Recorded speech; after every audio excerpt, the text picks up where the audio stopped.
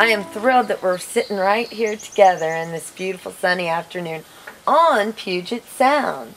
And I'm very tickled to be here with John and Evan Adams. And tell me about this multi-generational family business. In the late 80s, the whole shellfish industry was transitioning from the old natural style, traditional style of growing shellfish into the hatchery system. In the mid-90s, Evan and I, Dad and I worked together, and we grew clams and oysters for oyster bars. And it was a really big period of us trying to find our identity. As we moved through Seattle oyster bars, we sold at farmers markets in Issaquah and in Yakima. We really leapt with both feet in the 90s. And it actually became a full-scale job, and we really were producing. And this was a key point for us too, because we used to grow crops, just one crop, grow it, sell it, and it was done. And in the mid-90s, we had to learn how to, one, grow a better product. Two, we had to link our crops so that they became sustainable, and we had to overlap them. And that became an extremely challenging task. And it was challenging in another sense, that you're tied into another problem of how to acquire your seed. But one of the key things we did was develop a nursery. And so now we have a nursery. We control all of our seed production, and it's fantastic. And you all grew really big when the Olympia Farmers Market opened up, right? Well, was that we went in down there. John was looking for work when he came back after the first Gulf Desert Storm.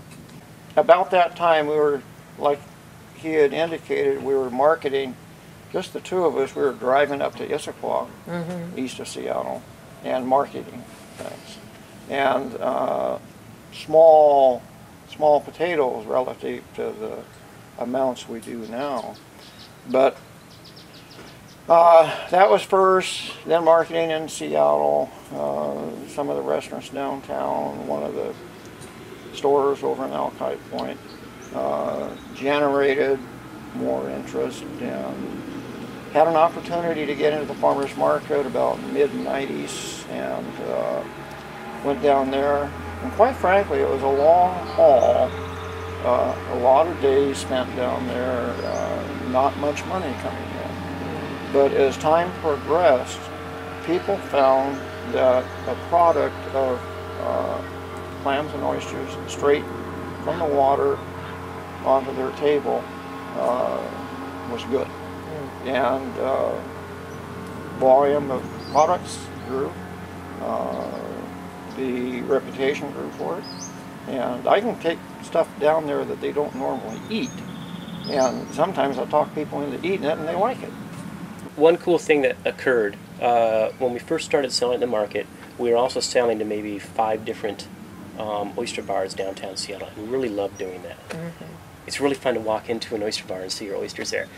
But what we found out was that the Olympia Farmers Market had a culture all by itself, and we actually stopped selling to the oyster bars, so we could take our best product, our #1 product, and push it right on through the farmers market, because that was the area that we wanted to succeed in. We wanted to put our #1 product, make it accessible to your average consumer, because most people, if you want to get your top-ranked product, you have to go to oyster bar to get it. Period. Right. And you're not going to find it at a supermarket. You're not going to find it through a retail seafood store.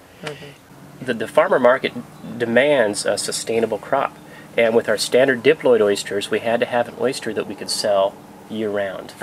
And so now we're growing our triploid oysters, which do not spawn, and so that their meat quality stays unchanged. It's nearly identical to winter time oysters. There's no spawning, just a nice sweet oyster. Together, they make a really nice farmer's market. It's fantastic.